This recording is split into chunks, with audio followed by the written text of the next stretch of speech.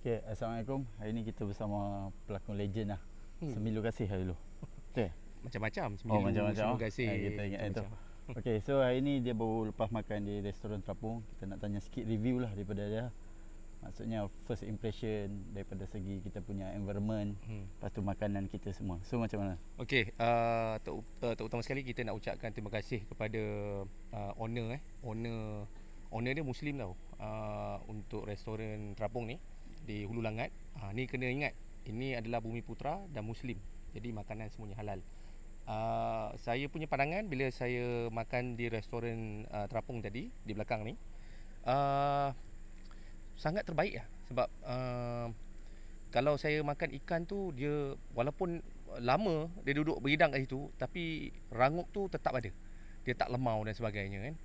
Tu belum lagi yang campur air tembikai yang refreshing. Lepas tu ada makan daging, udang dia. Semua yang kita lihat fresh dan yang terbaik.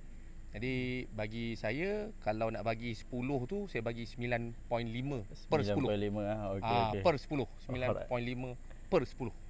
Okay. So dari segi environment, tempat apa semua macam mana? Okey, environment pun sangat baik, parking pun mudah. Tempat solat pun ada untuk Muslim dan sebagainya. Dan yang paling utama, dia ada chalet kat belakang ni. Selain daripada terapung ni, restoran terapung ni, korang boleh sewa juga untuk keluarga kan.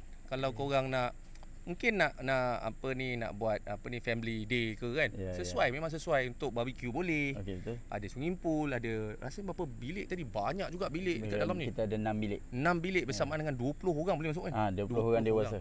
Nampak tu. Dan selain daripada tu, ni kau tengok belakang ni. Kau ingat ni saya saja ni. Ini berlambat kot. Daripada 20 ekor sekarang dah beratus-ratus ekor ni. Tadi aku cedok dia punya dia punya makanan tu. Makanan. Bagi kat sini kau tengok, penuh ikan. Buaya je tak ada. Tu dahsyat ni. Restoran terapung ni lah pada pandangan saya. Ini bukan bodek tau, ni jujur, sumpah.